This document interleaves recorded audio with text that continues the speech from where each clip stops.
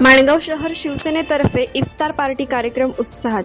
सामाजिक एकोपा हाच इफ्तार पार्टीचा उद्देश. ज्ञानदेव पवार.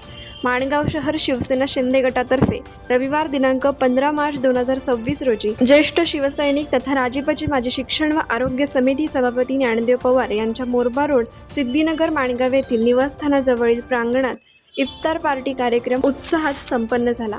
यावेळी प्रसारमाध्यमांजवळ बोलताना राजीपाचे माजी शिक्षण व आरोग्य समिती सभापती ज्ञानदेव पवार म्हणाले की सामाजिक एकोपा हाच इफ्तार पार्टीचा मुख्य उद्देश असल्याचे सांगितले. या इफ्तार पार्टीला राज्याचे रोजगार हमी योजना मंत्री नामदार भरत गोगावले यांनी दूरध्वनीवरून आयोजकांना व मुस्लिम बांधवांना शुभेच्छा दिल्या. सध्या मुस्लिम धर्मियांचा पवित्र रमजान महिना सुरू असून या महिन्यात मुस्लिम बांधव पहाटे लवकर उठून रोजा धरतात. सायंकाळी मगरिबाच्या बांगीबरोबर हा रोजा सोडला जातो, त्यास इफ्तारी असे म्हणतात. या पवित्र रमजान महिन्यात माणगाव तालुक्यातील मुस्लिम बांधवांना इफ्तार पार्टीच्या निमित्ताने एकत्र आणण्याचे काम शिवसेना पक्षातर्फे ज्ञानदेव पवार व सहकारी यांनी केले. इफ्तार पार्टी, तिळगुळ वाटप अशा कार्यक्रमांमुळे हिंदू मुस्लिम समाजातील स्नेहभाव अधिक प्रमाणात वृद्धिंगत होऊन सामाजिक एकोपा जपला जावा हाच या कार्यक्रमाचा मुख्य उद्देश असल्याचे ज्ञानदेव पवार यांनी सांगितले. या इफ्तार पार्टी कार्यक्रमात माणगाव नगरपंचायत हद्दीतील मुस्लिम बांधव मोठ्या संख्येने सहभागी झाले होते.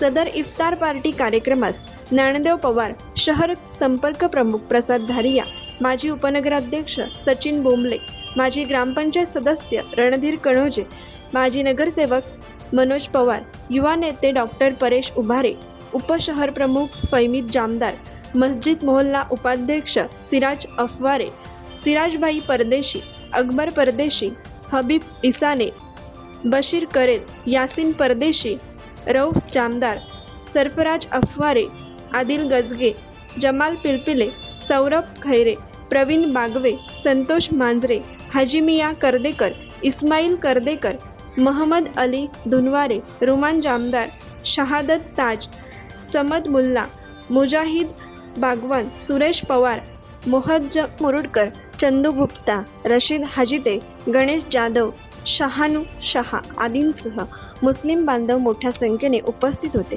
कोकण एक्सप्रेस चॅनलसाठी माणगाव प्रतिनिधी मजिद हाजिते. कोकण एक्सप्रेस चॅनलला लाईक करा, शेअर करा आणि सबस्क्राईब करा.